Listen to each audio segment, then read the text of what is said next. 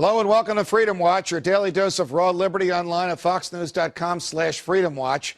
I'm Judge Andrew Napolitano here, defending freedom, defending your natural rights, and defending your right to have a government that stays within the confines of the Constitution.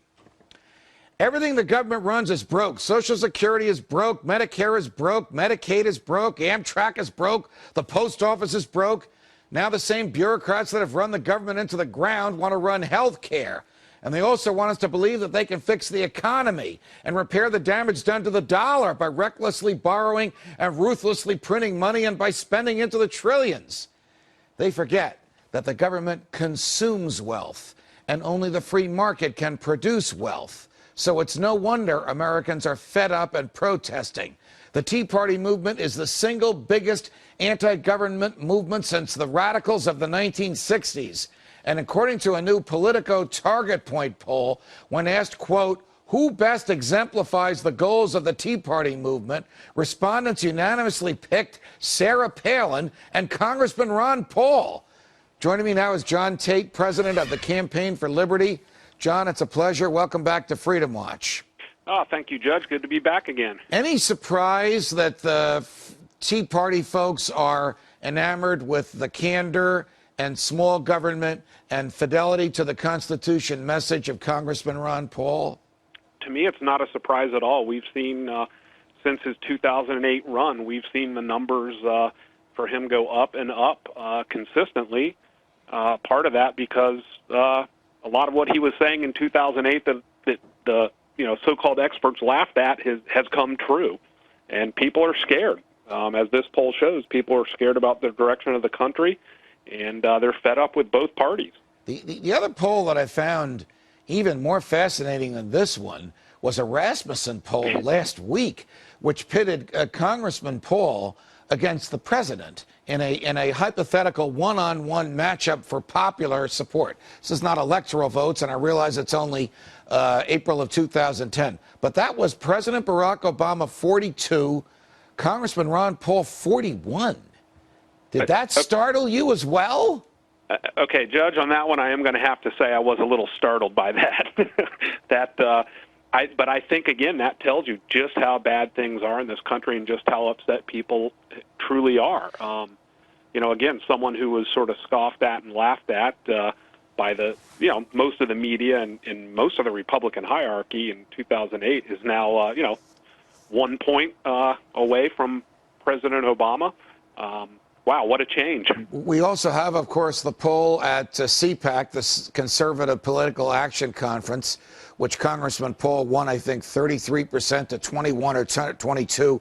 Mitt Romney, who was the closest. We had the straw poll at the Southern Republican Leadership Conference, in which Congressman Paul was 1 vote behind Mitt Romney. They each had 24% of the vote. It was obviously a statistical dead heat. I'll tell you what this tells me, John. It tells me that the vast independents, people not associated with either party, are fed up with big government no matter who delivers it to them, whether it's a George W. Bush version of big government or a Barack Obama version of big government. The huge group of independents that frequently decide national and even state elections have said enough is enough. We're going to take a look at the small government, fidelity to the Constitution. The natural rights are supreme. The Constitution has to be followed.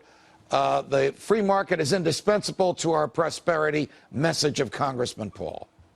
Absolutely. I think looking at this Politico report again, I think something that really stood out to me is, 3 out of 4 of the attendees they polled said they were scared about the direction of the country and wanted to send a message to both political parties.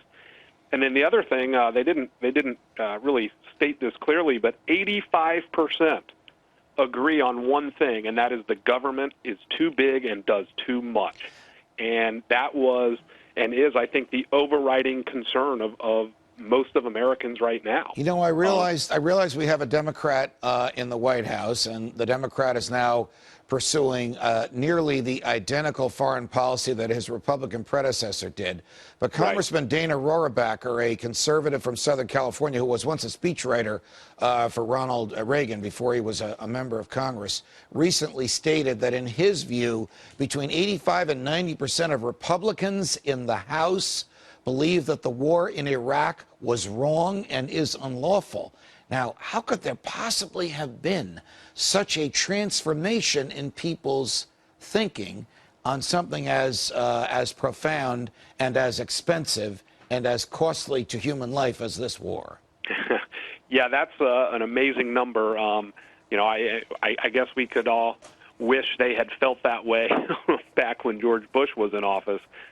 Things would have been different. But once again, I think people look at it, and, you know, it's been a number of years now, and, you know, I think one of the most telling things from the last presidential race was John McCain's comment. I don't remember the exact quote about, you know, being there 100 years. And I think people are starting to realize that it doesn't matter if we're there 5 years, 10 years, 100 years, or 500 years. When we leave, it's going to go back to the way it's always been. And it's, you know, what are we doing there? Well, why isn't there more of an uproar about what we're doing there? Why isn't there more of an uproar about the CIA sending drones, which are dispatched by someone in the comfort and security of a laptop in Langley, Virginia, to kill people, many of them innocents, in Pakistan? Why aren't people upset about the director of national intelligence who said, yes, the president has the authority to have the CIA assassinate Americans in foreign countries? Why isn't there more angst and anxiety about the things that President Obama is doing that are nearly identical, in the case of assassinating Americans, or even steps beyond what President Bush was doing? Right. Yeah, I think, in my opinion, there's a couple reasons for that. One is, of course, a whole segment of the people that were, you know, violent, you know, very actively opposed to what George Bush was doing. They're Obama supporters, and of course, they're not going to take on their president. Part of it is, I think, that there is a large segment of the population that they're concerned more about the economy right now. They're concerned about their jobs, their families. And part of it is, boy, I hate to say this, but, you know, I think a lot of times the American people tend to become desensitized to this kind of stuff. You know, it happens so often, so many times. I did find it amazing when I heard the story that Obama had authorized killing an American citizen. I was talk about startled. I mean, I have been ranting and raving about it here, but one would think that there'd be rantings and ravings, however you want to describe them, from all over the place, from people who believe in the primacy of the individual, from people who believe in the right to life, from people who believe in the Constitution, which treason is defined and guarantees you a trial, and says that there have to be 2 eyewitnesses to the same act of treason. There is simply no authority whatsoever anywhere for the president to order Americans to be assassinated, no matter what they've done or are alleged to have done. Yeah, absolutely. You're exactly right. And why there's not, you know, again, why there's not more outcry, I don't know. I know that, you know, there's a certain segment that are upset about it, and I think that number is growing, and hopefully will continue to grow, because it's a, boy, we're in scary times, very scary times. I want to ask you one last question back to the Tea Parties. I hear Republicans saying to me, don't vote for, don't talk about, don't support the Tea Party candidate because the worst Republican is better than the best Democrat. Do you buy that argument, or should we support Republicans like Rand Paul and Marco Rubio, who are willing to take on the big government Republican establishment? Speaking right now as an individual, I am personally supporting Rand Paul and people like Marco Rubio, and there's a congressional candidate in Ohio 18 named Ron Hood, people who are not only solid on the issues, but who will stand up and fight and take on both the Democrats and the Republicans. And I think that's what we need. And I think the fact that you see someone like Rand Paul, who in the most recent poll is up 15 points, you You know, these Republicans who are saying that, Judge, they still haven't gotten it. Right. They don't realize that there's a battle going on for the heart and soul of the Republican Party. And small government and fidelity to the Constitution, to the Declaration of Independence, to the free market is what will carry the day. John Tate from the Absolutely. Campaign for Liberty, thanks for joining us. Thank you, Judge.